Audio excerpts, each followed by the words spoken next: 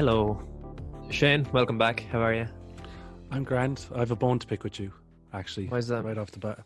So, last week I was sick and I couldn't do the podcast. And you, for a cheap laugh, you made it out that I was a culture and that I was doing my farmer's shopping. But you're the only one out of the three of us that actually grew up on a farm. So I just wanted to point that out. So if anyone's a culture, you're the culture.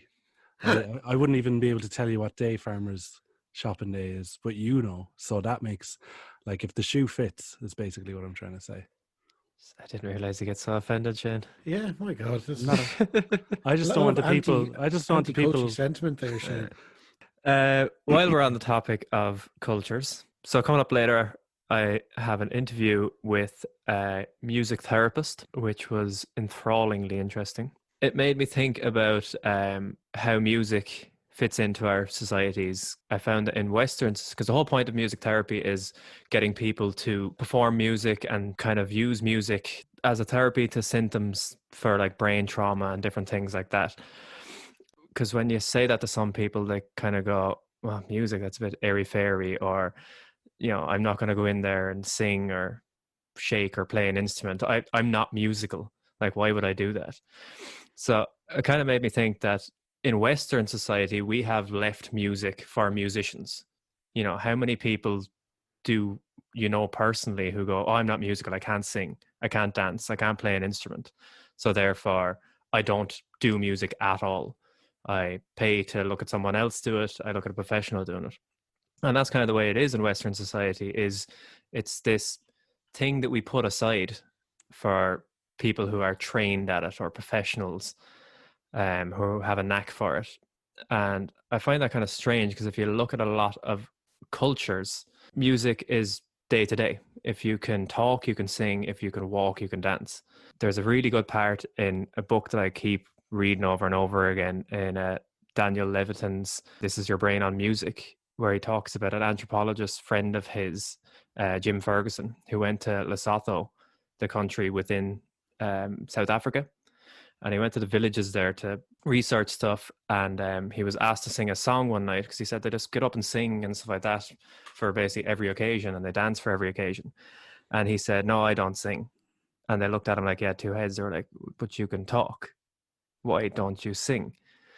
And I think even if you go back in some of our Western cultures, like in Ireland or anywhere, before music became monetized or an entertainment that you could put on your radio or something like that, it was a thing that everyone in the house would sing a song or, play a guitar. Or it's in Ireland, that whole saying of, would you have a song in your pocket?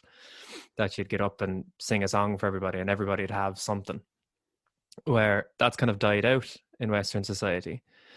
But from that, it got me looking at different types of, ethnomusicology stuff, and went back to remember what you were saying, Ian, a few weeks ago with the people in Georgia.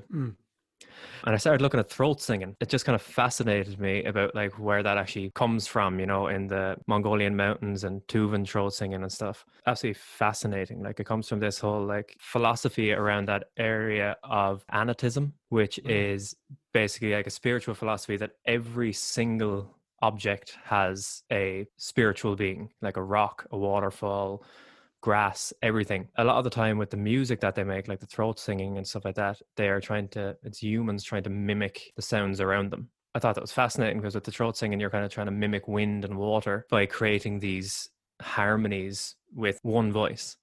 So the whole thing with throat singing is that you have a fundamental, which is usually based around E or G below middle C.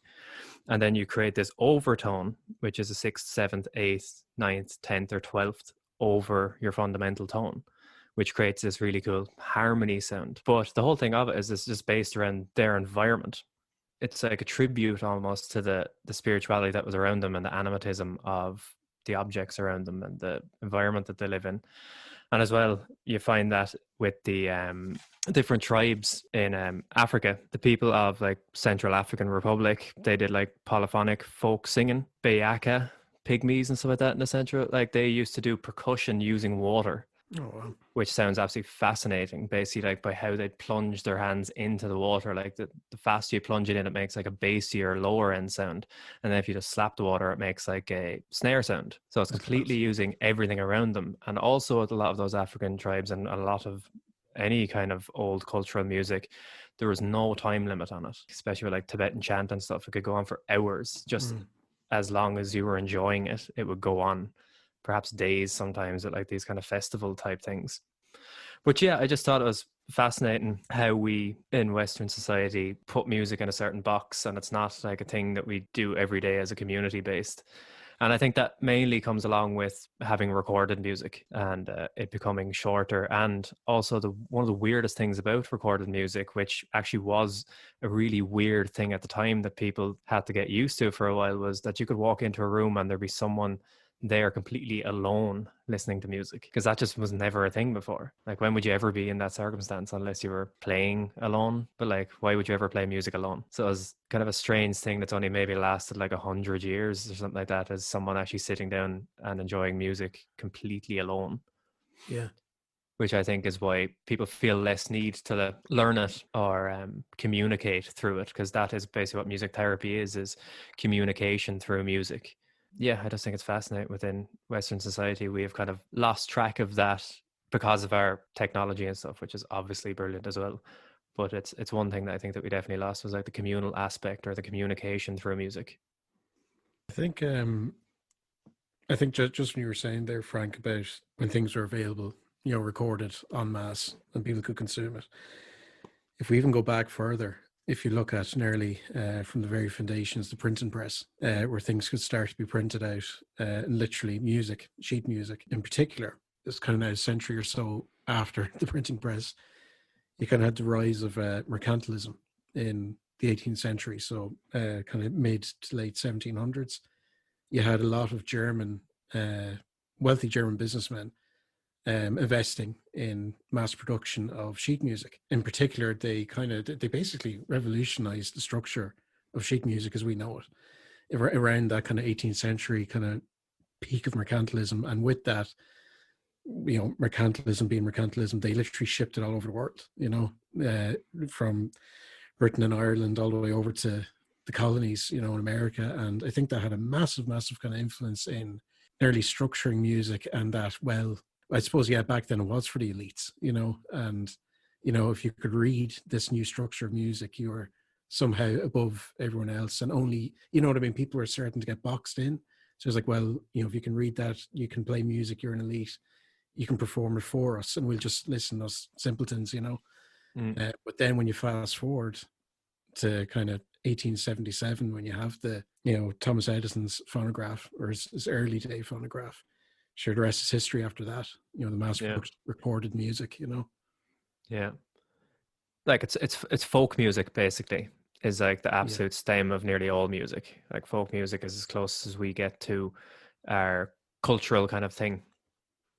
And as you're saying, the printing press stuff, that was like, you were elite, so you were hearing very educated people who could read music, and you yourself didn't have to do it because you had the money to listen to the best of the best. So yeah, it was definitely a class thing in that regard. And it was still the folk people who were, sitting down in their kitchens playing music for themselves. Yeah. Because they couldn't go to a concert hall to watch any type of musician play. Of course, with how, the whole economies of the West were structured since kind of that period on, like from, the rise of mercantilism into capitalism. Yeah. Everything was commoditized, Yeah. Yeah. Well, I think it's quite interesting. I think if you even think back to communist countries or North Korea now, that it's like still a thing in school, that it's everybody has to uniformly learn how to do these synchronized dances and learn how to sing the old traditional ways and all these sorts of things. Like, you'll see that in places like Mongolia and Georgia, that they are very proud of their cultures, but it is also still very uniform, that everyone has to learn to do it. Like, if you're walking around many parts of those old provinces of the Soviet Union or anywhere like that, they'll still be able to sing you an old traditional song. Like, any lad on the street would be able to do it. Yeah. Whereas in Ireland, no one has a song in their pocket anymore. Apart from their phone.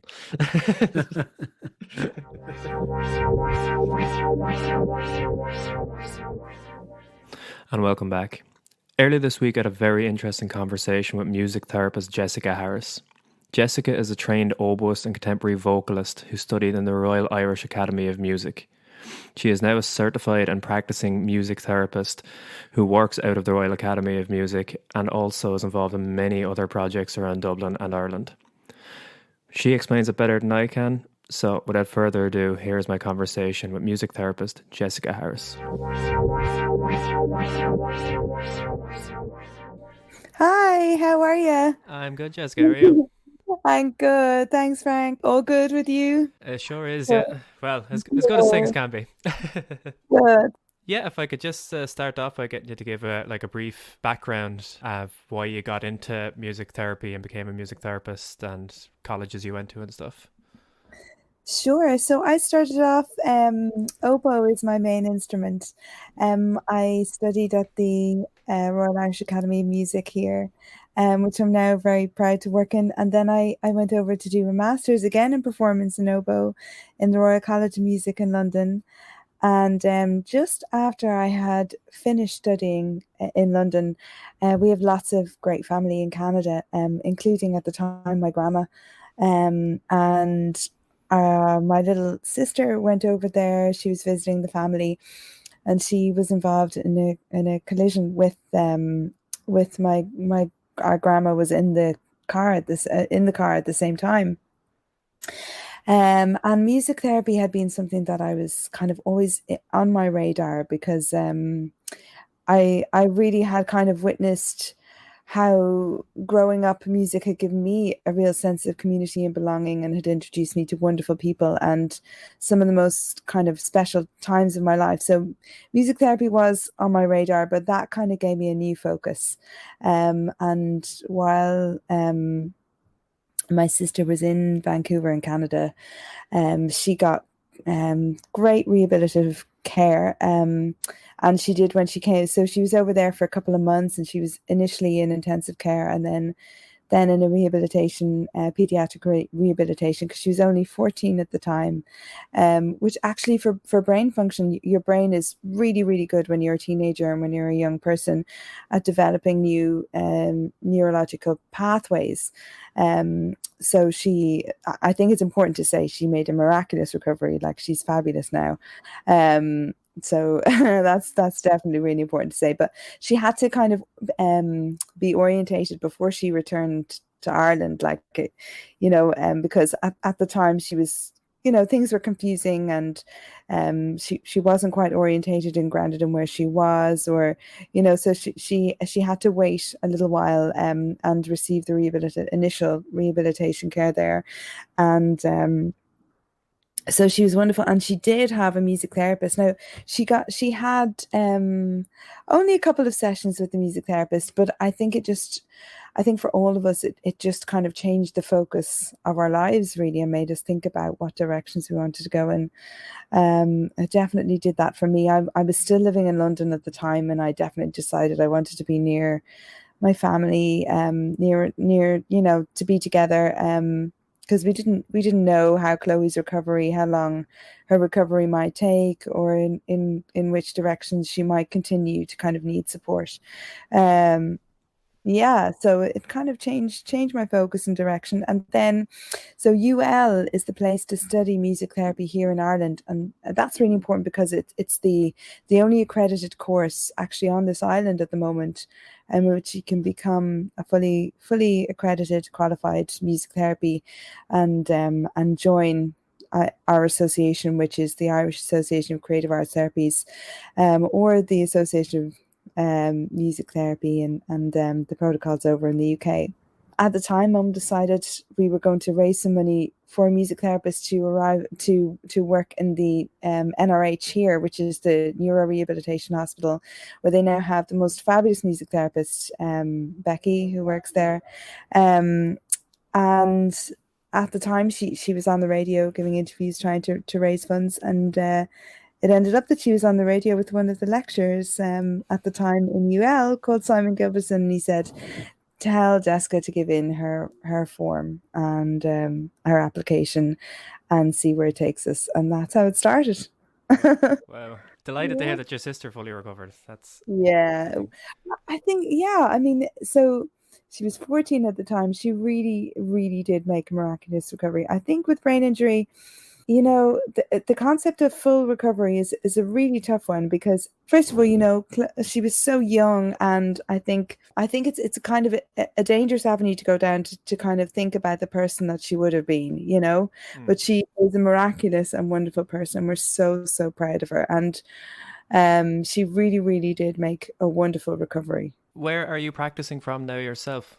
I work within the Royal Irish Academy of Music, so I set up a music therapy post there. So we have our individual clients, which is wonderful. So that runs similarly to a clinic. So referrals can either come from the clients themselves, from parents or carers, or from other professionals, or straight directly to me or to the academy. We run like a clinic through the academy. At the moment, our location is the Museum of Literature in Ireland, which is on Stephen's Green. And because in the academy, they're building us a beautiful new music therapy space, which is really exciting. The other aspects within the academy are I run a group called Music Together, which is just a real joy. And sadly, we haven't been able to get together through COVID because group work is a little bit more complicated to put together to keep us all safe. But I really can't wait to get that back. And that's the concept of that group is an integrated group. So I really wanted everyone to get the chance to feel, belong to a sense of community and get to know each other. People of all kinds of different abilities and musical preferences, musical tastes, and to really enjoy making music together and learn about each other. And so that group is really, really heartwarming group, and I just can't wait to see them all. I can't wait until we can get back together making music together, because that is a huge integral part of the beauty of music, because music is communication, and when we use music to communicate with others, I think that's where the real power of music shines through. So I can't wait for that group. Then we have great workshops and opportunities for teachers of individual instruments, and also classroom teachers, I suppose, to expand how they may use music for children and students and even adults with maybe more diverse needs.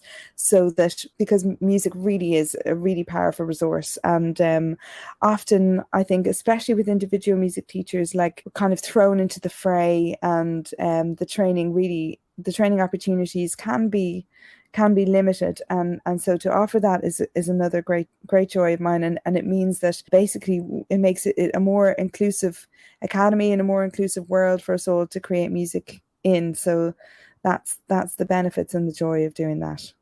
Absolutely. And I think it'll be needed more so than ever when things start to return to normal. Thank you. Yes, it's already, I'm already seeing that in my work, that really the impact of what everybody has experienced over the past year. So lucky to work within 2 primary schools in Ballymun through the Ballymun Music Project, and a lot of the children there, they've had some very, very difficult experiences over the past months. Really, they need those opportunities to be guided and supported by a therapist, and the beautiful opportunities that music can give to communicate again and express and process again by the therapist with that extra awareness and support. So yes, I completely agree that it is and will continue to be of utmost importance going forward. Yeah. For people that are very new to what it is, and I'm sure you've been asked this question a million times, what is your definition of music therapy, what a music therapist does, and who benefits best from it? Yeah, it's such a great question, because I try to build this image of what a session looks like, and this can be a really difficult, I suppose, concept, and unless you are able to witness a session or observe a session, it can be a really difficult concept.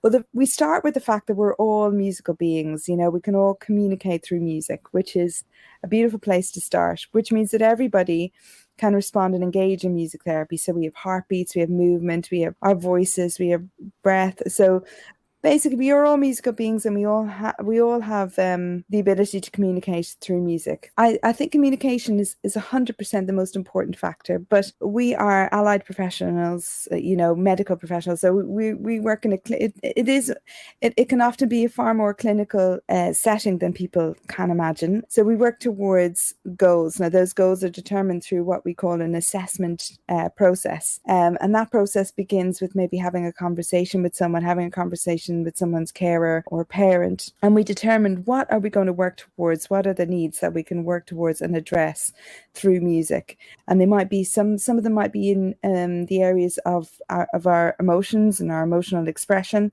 and some of them might be in the areas of developing our speech and language. Some of them might be in the areas of developing our motor function. If we're working maybe with someone from an elderly population, perhaps we're thinking about cognitively and reconnecting to treasured memories, or making special moments with the people, with our family and with people who mean so much to us. So music therapy really looks very, very different with a range of different populations. But at the heart of it is we are using music for our well-being, for our health and well-being, and it is a clinical evidence-based profession. I heard quite a good quote. I think it was from the TED talk I watched on it, about it being more so than a therapy that actually helps the symptom, it helps the being, and then in a roundabout way helps the symptom. Oh, yeah. I really like that. I mean, I think we use music in so many different ways in sessions. Like, music can be a powerful motivator. Often our goals are aligned with, say, physiotherapists, speech and language therapists, occupational therapists. But with the extra added magic and motivation of music, we can really reach the heart of that and what we need to do much in non-invasive and much more efficient and way. Also, because music is non-verbal, so we can say all the things that we maybe can't put words to through music, which is another beautiful power of music. So we don't need words to communicate through our music and to say what we need to say, to speak from the heart. And so that's another part of the magic of music. I think in the Western world or something like that, we've kind of lost contact with everybody playing music and it being a communal thing. It's like we leave it to professionals. That's a question that I got asked a lot when people are considering engaging in music therapy in the beginning, and they might be considering, should I engage in some music therapy sessions? And they say, but I have no musical experience, or somebody told me when I was younger that I really can't sing, or these messages that people have received when they're younger about their musical abilities and the way they communicate musically. And really, that makes me so sad, because just like I said, we all have that ability to enjoy and communicate through music. That's innate, and we're all born with that, whether we're verbal, non-verbal. We have ways of engaging in music and communicating through music. So that's a really important point you brought up. And also, some people can really kind of find their passion for music through engaging in music therapy. There's a wonderful, I think she's Canadian singer called Melody Gardot, and she has this beautiful, delicate voice, but she discovered her musical talent and passion through engaging in music therapy sessions after, I think a road traffic accident, but anyway, she's a wonderful performer who discovered her love for music through her music therapy sessions. One of the studies that I found when you were saying there about it being clinically proven was the Cochrane Study for people with autism spectrum disorder. Yeah. So the Cochrane reviews take a selection of very selective studies, research that have been compiled that fit within their certain criteria. And they're quite a stringent criteria. Now, in terms of creating our evidence as music therapists, we have an abundance of evidence, but we sometimes find it difficult to create, for example, a randomized control trial, because it's very difficult to create a control scenario and with the music therapy session, and also with the flexible nature of music and improvisation and how sessions evolve. I suppose those conditions can be a little bit difficult to ascertain, a little bit limiting in terms of the evidence that we create. But there have been some studies compiled that fit the criteria, and Cochrane reports, I think, autism and also in the areas of mental health, music therapy has been found to be particularly effective, and a particularly effective intervention. There is an absolute abundance of evidence really in all areas with music therapy. It must be difficult to, as you said, kind of do the controlled trials and stuff because it's so individual. It could be similar to counselling or psychotherapy because you can't really do this blanket over a demographic of people that goes, yeah, it definitely works. Yeah, I mean it is, and it's such a flexible, modality as well. Like I'm all the time in sessions. The therapist is really responding to the music of the client, to the dynamic of the client, and so really it's so responsive and interactive, and often improvisation would be a technique that we use quite frequently in sessions. And so in that sense, because of its flexibility, it is really difficult to create such controlled conditions. With psychotherapy, it usually happens in kind of like private clinics, but music therapy, like where do you think it should slot in? Like, should it be a clinical thing or everywhere? Yeah, again, it is absolutely clinical and evidence-based. I really think it fits in multiple spaces. Yeah, I mean, I'm blessed to work in the academy, and that's a very new kind of scene for music therapists to be within a music conservatoire. I think we're one of the first to do it. So we have lots of fantastic bonuses to that, and some challenges. So our bonuses is that we go in. My clients would come into the academy and be surrounded by music, and this is their niche in terms of how they fit into that musical world and how they have their channel for making music and their enjoyment of making music.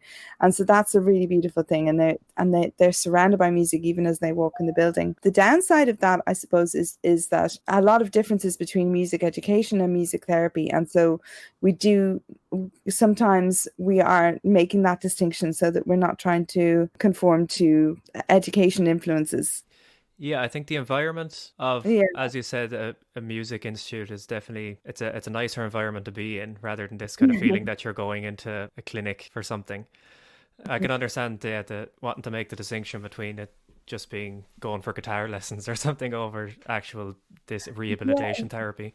Our goals are so different, and really it is important to recognize that, like, for example, I split my term into 2 15-week terms, and the reason for that is because really it's important. So the process around music therapy starts with the referral.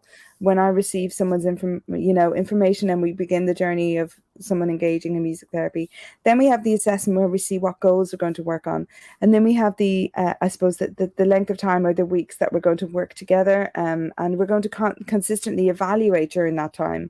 So it's to do with the flexibility and the need for evaluation for the different goals that we have. Then our goals are not around, I suppose, learning and progress, although sometimes they might fit within our goals. Really, our goals are around well-being, health, goals supporting us outside of the music therapy session in our lives. So maybe with our peers, or like with our families, or outside in our wider communities. So really, we want to see the impact of what's happening in our music therapy sessions to our wider environments, and how we're connecting and communicating outside of those as well. Just to go back there, when you said when you get referrals, where would referrals usually come from? The referrals could come in the academy. Referrals can come from a number of different places. They could come directly to me from a parent or a carer, or they could come to me or the academy from another professional, or they could come from the client themselves. So once that person makes initial contact, then that's the referral process beginning. The neurological side of it is very interesting and probably the most complicated side of anything. But if you could just talk a bit about how it works in terms of music and memory and Alzheimer's and brain response. Yeah, so what happens in our brains is really, really fascinating when we listen to music, but also particularly when we are creating music. Basically, it's like neurological fireworks. And the beauty of that is because when we're creating music or when we're using instruments, basically we're involving our motor functions and our fine motor functions. And that means it's like we're using all of our brains. We're sending firing messages across from both of our hemispheres. and using the bridge in the center of our brain, so sending messages right across, which is really what we want to be doing, because we've got the creative and the mathematical sides of our brain firing fully when we're creating music. So what studies have found, is that musicians are actually really, really, really brilliant at compartmentalizing their memories. So they have put little tags on memories, so like conceptual or emotional. They're brilliant at putting these little tags on their memories, so their memory actually becomes really, really advanced and heightened. And music has been found to be the only activity or art form really that fires your brain up and with these neurological fireworks in this completely unique way. So what you find is, because you're using all these wonderful parts of your brain, for example, when I'm working with someone maybe who has Alzheimer's or dementia, because you're not just using the language part of your brain, and because you've got all these wonderful structures around music, like rhythm, like the pitch and the melody, like the tempo, you've got all these fabulous structures around music that also help your memory and help you retain that music within you.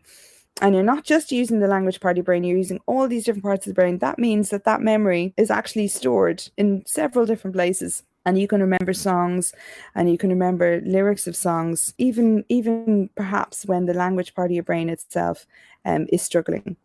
Where that would be like a therapeutic for someone with Alzheimer's or dementia, because you're saying that the memories are put into so many different parts of the brain, not just language or words. Can that conjure up memories that you possibly wouldn't get in some other form? Absolutely.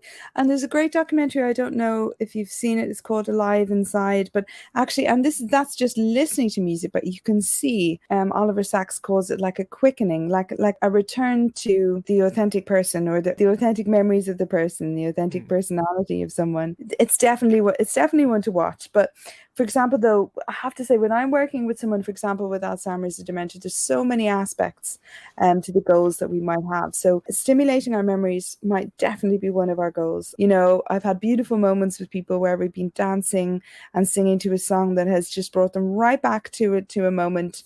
I could think of one lady, and I remember dancing around the room, and she was explaining that it was when she was meeting her husband, and that this really, really brought her right back to that moment and that music that she shared with him. There's also, I suppose, there's anxiety and stress attached with not being able to remember. And so we're looking at reducing that anxiety and stress through our music therapy sessions as well. We're looking, for example, at sometimes creating meaningful moments with our families, just having those opportunities together that can mean so much through music, and creating those opportunities just to be together in that authentic way with someone. So there's so many different, we might be stimulating movement, for example, because again, we want to stimulate as much of the brain as we can. So we might be moving while we're singing or creating music. We might be stimulating our cognition, for example. Again, like I said, like we put different tags on things. So we might be thinking about music, for example, a song that has a title of a flower, or a song that has a title of a place name. So again, stimulating our cognition. So there's so many different aspects to how I might be working with someone in that area. So that's kind of nice, because it gives you an example of a range of goals that we may have when I'm working with someone that are in all different areas of healthcare. For example, some of it might be physio, some of it might be OT, some of it might be speech and language, but music and music therapists are able to wrap that up into one beautiful musical package, so that we're working on everything. It's incredibly unique, because I think you often find whenever you mention music therapy, people don't really consider like the actual depth of music, and how, as you said, it's communal, it's connected to so many brain functions and different things like that. Yeah, and really, music is the only modality that does that. So that's, the science tells us that the music has those special powers and abilities, and that's also, I suppose, part of that is unpacking the emotional content in music, or creating the emotional content in music. So even while we've got all these fantastic neurological responses, we've also got this emotional response that we're also processing at the same time. So that's the other beauty of music as well, and that musicians get really good at unpacking everything all at once and really, really fast. So everything that happens neurologically in our brains when we make music or listen to music happens, so fast, and they can see it from the MRIs and the imaging that they have now. So it's wonderful to think about, to observe and to see the impact. Just when you say with emotional there, it reminds me the bit you did for the Irish Examiner. The writer, Paula Burns, was talking about a Take That Yeah. song.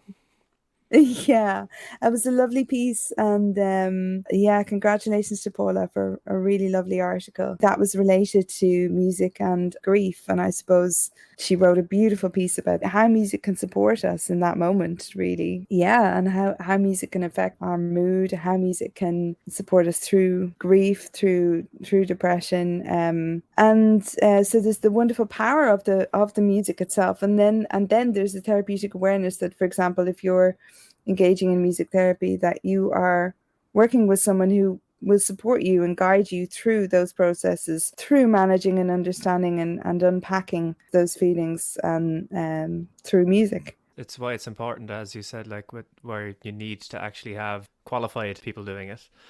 100%. Thanks for that. Yeah, absolutely. Because it is, think about that support and guidance and the therapeutic awareness. So you mentioned psychotherapy before, and sometimes we work in a very similar way to a psychotherapist, except through music, and sometimes if we're alone in our experiences and our emotions, that can be a very powerful thing as well. And I suppose for us to know when we need that guidance, that awareness, that therapeutic support to guide us through that, because we don't want to go deeper into isolation. What we want to do is with the support, for example, of a therapist, is to bring us out of that isolation and to guide us and support us and manage everything, those emotions that we're feeling. And that's where the experience of the therapist would come in. And yeah, so in Ireland, we're working towards being registered. Now, what that means is basically, if you want to find a therapist, your best bet is to go onto the ICAT website, which is where our association, which I'm currently a council member of, that's where you'll find everybody who's gone through the accredited training. And that's where you'll find a list of accredited music therapists that you can definitely trust have had the experience in the training and will be able to guide you and support you. So you find those through www.iacat.ie. So if you are looking for a creative arts therapist, that's the place to go. Brilliant. Leads me on to what I was just about to ask, like music therapy in Ireland, how important is it, or what state is it at the moment in terms of funding? Yeah, that's a really good question. My goodness. I'm blessed with the work I have, and I think, we have some incredible music therapists working around the country, and it's becoming more and more mainstream and more understood as we continue. We need the funding is huge. Like, funding is really, really, really important. We need to maintain, these channels of funding within our healthcare settings, because it's crucial. It can be absolutely crucial. Sometimes music therapy is the only way that someone will be able to communicate fully. And if you think of someone who's been waiting for so long to communicate with someone, we don't have time to waste looking for funding or trying to get in there and engage. It's crucial. It's vital. It's becoming more vital right now. Yeah, I mean, so we're working towards regulation with CORU, and really that will help us be recognized as the vital and clinical therapies that we are. But yes, I mean, there's some fantastically qualified therapists out there, and we need to get them into all the healthcare settings that we have in Ireland, make it even more widespread and even more understood. So even what you're doing now with this podcast is fantastic, because it's raising awareness of what music therapy is, how it works, and might just be stimulating something for someone, and a new awareness of music therapy for someone. And that's so important. That's kind of, we've been doing this for a long time, trying to raise awareness of the creative arts therapies. Really, what we want to be at is a stage where it's integral to healthcare settings, where people have that knowledge and awareness, and where it's integral. In Canada, you said with your sister, was that offered to you, or did you and your family have to ask for it? I think it was offered at the time. Yeah, I mean, she didn't have too many sessions, unfortunately, with music therapy while we were there, but it was definitely something that was offered. So I'm just trying to think. That was back in 2007. So, but I do know that when we got back to the neurorehabilitation hospital here in Ireland, my mum in particular campaigned for a music therapist to be within the NRH. That kind of makes a small parallel about where we were in the same year in Canada and here. I think in Ireland anyway, if it could get to a point of being similar to somewhere like that, where it's offered to you when things like this occur and you're in a hospital setting, or you can get referred to someone like yourself. People are aware that it exists, basically. That's it. And I think there's a key element in that I don't know about. I'm unsure about how things work in other countries, but I think there's a key element, and that key element is like a case manager and a coordinator who would be able to tell you, okay, these are the professionals who are available to work with you. And I think that key is really, really important. And I don't think we're so good at that here in Ireland. People who are in trauma, or people who have a new diagnosis, they need to know where to go. They need to know what they need and where to go. 100% right. Music therapy is an integral part of that. But that step, I think, needs to be made much easier, much more available, much more comprehensive for people. Have you worked with like adults, say, dealing with depression or mental illness?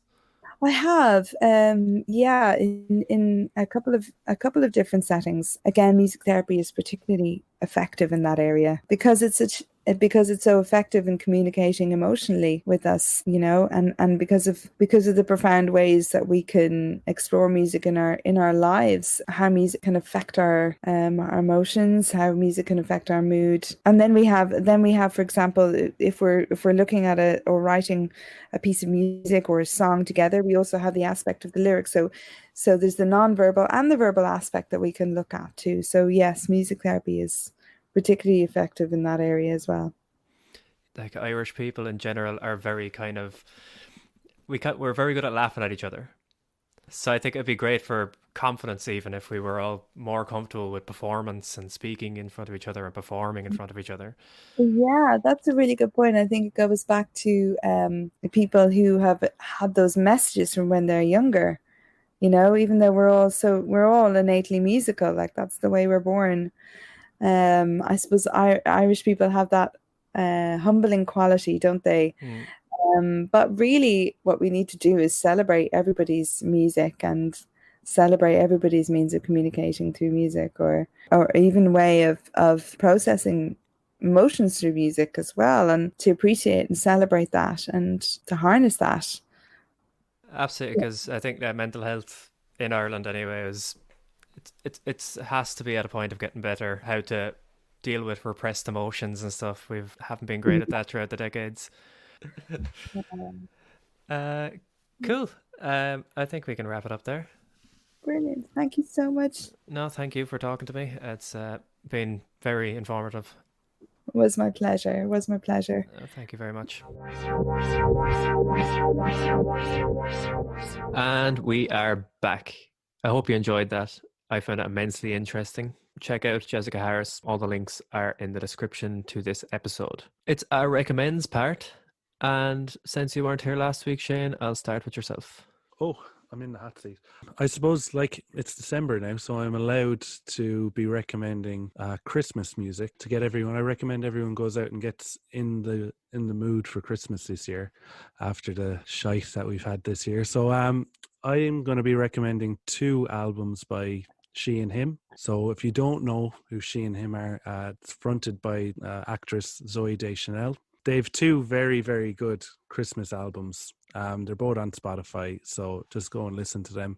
It's covers of all your favorite hits. So if you're like me and sometimes, you will listen to Christmas songs over and over and over again, and it's nice to hear a fresh take on it, I would highly recommend that. So The Christmas Party and A Very She and Him Christmas. Yeah, I think their kind of style is, her voice is like from a different era almost. It sounds very different. Yeah, I like them albums. Not the most Christmassy, but I do like them. Ian, what you got for us? So last week I recommended the Dirty Mac. This week I'm going to recommend Fleetwood Mac. But no. Not the Fleetwood Mac everyone knows. Peter Green's Fleetwood Mac. Original and best. So obviously I went down quite the rabbit hole over the week since our last episode. What can I say? I mean, they were a completely different band. They had the real kind of traditional set in blues, and they kind of, towards the end of Peter Green's time with them, they kind of dabbled with kind of going into a little bit of prog rock. Like, you can really hear influences of like kind of proto kind of Led Zeppelin stuff, coming in, especially with that song, The Green Man Leashy. Like, that's unbelievable. But yeah, he, in his brief time with them, like 1968-70, they knocked out 3 very solid albums. Self-titled Fleetwood Mac is a very blues. And I remember we were talking about it a few episodes ago, Frank, where, you know, you had that kind of British invasion bringing the US its music again. You know, it's kind of very much on that cusp in 68. But yeah, anyway, Fleetwood, like Peter Green, you know, yourself, he's absolutely renowned guitarist, and the economy of style rather than trying to flash off with crazy solos and all that. But yeah, very unfortunate end when he had to depart ways with Fleetwood Mac. But yeah, so Fleetwood Mac themselves, Mick Fleetwood in particular, him being a friend and member with Peter Green, they released an album. It's actually their most recent Fleetwood Mac album, full of old material. Fleetwood Mac Before the Beginning, it's called. It was released last year, 2019. So it's a collection of, well, you know, they were essentially bootleg recordings, and Fleetwood Mac got a hold of them and, you know, polished them up and all that.